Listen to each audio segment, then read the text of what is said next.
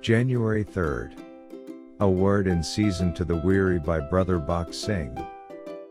But this one thing I do, forgetting those things which are behind, I press toward the mark.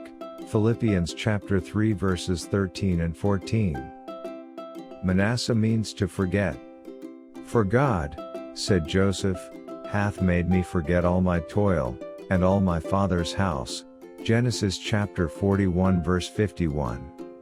As Joseph forgot the past, so must we. Rather, we must look to the future for something better. Philippians chapter 3 verse 13.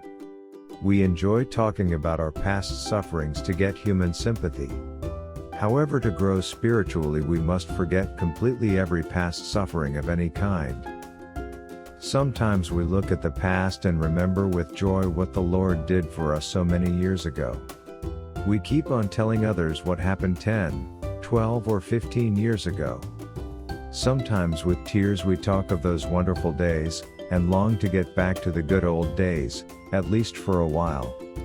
Married people look back to the first few months or years of married life and long to go back to those days, not realizing how much greater blessing the Lord has for them in the future.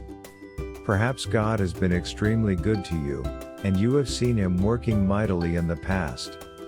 Do not forget that He has something far greater in store for you in future. So look forward with eager expectancy for these greater things. Paul says, I press forward. It is only when you press forward for these better things the Lord has to give you, that your faith is kept alive. Such expectation and faith will keep you near to the heart of God. He will not be satisfied until He has filled us with His fullness and brought us into perfection. He wants to give us His whole kingdom, which is our full spiritual inheritance. That is why He asks us to press forward. Thinking of the good old days and maintaining the same attitude that we had 7 or 8 years ago will hinder our spiritual progress and fruitfulness.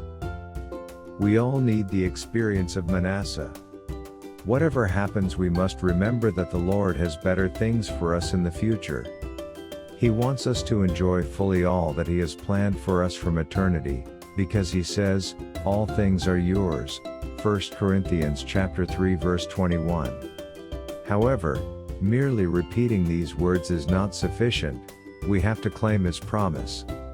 God says, surely blessing I will bless thee, and multiplying I will multiply thee. Hebrews chapter 6 verse 14. That is God's promise, and according to it, He will go on multiplying His blessings to us in abundance for eternity.